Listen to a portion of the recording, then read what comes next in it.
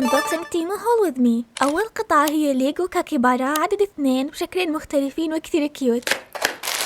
المنتج اللي بعده سكتش بوك أسود أخيرا بعد 2.5 سنين بدفتري القديم. ستاند حجم مو كبير بلون أسود عشان السكتش بوك. ربطتين شعر وغطاء للوسادة، وأحلى مونتاج محاي بتشتغل بالبطارية، وبيجي معها محايات صغنونة كتير. مسدس حراري بلون الأسود عشان استعمله بالبلاستيك المنكمش اللي شريته كمان. وجبت مجموعة ميداليات قبل الأخير لصق رموش عدد 3، وآخر اشي هي تنورة جينز كتير حلوة. وبس.